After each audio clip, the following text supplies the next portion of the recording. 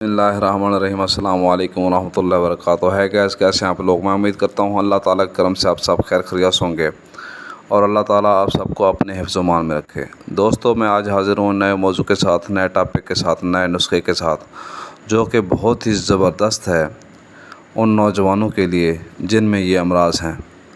दोस्तों, अगर आप नए हैं तो आप हमारे चैनल को सब्सक्राइब करें, लाइक करें, शेयर करें और बेल के बटन को दबा दें ताकि हर आने वाली नई वीडियो का नोटिफिकेशन आपको मिलता रहे और आप इससे मुस्तफ़ीद होते रहें।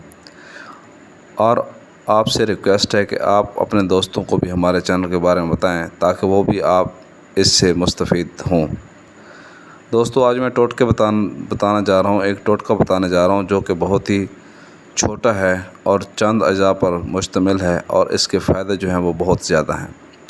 ऐसा टोटका आपको किसी ने बताया होगा।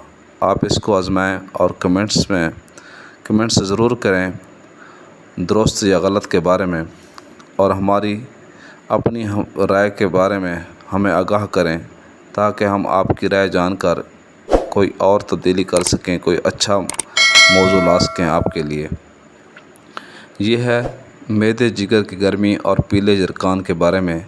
पेशाब का जलन के साथ आना, मैदे और सीने में जलन का होना उनके लिए लाजवाब टोटका है। जरियान एहतलाम के लिए भी बहुत ही ज़बरदस्त है और मुग़ल्लिज़ मनी है। ये हैं चंद चीज़ें।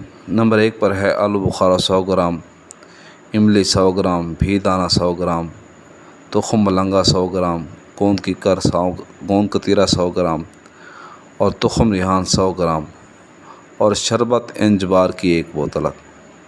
तमाम अज्जा से आधा चम्मच रात को पानी में भिगो कर रख दें। आलू बुखारे के 3 दाने, इमली के 5 दाने, शरबत इंजबार का 3 चम्मच सुबह नहार मुँह इसमें मिलाकर इस्तेमाल करें।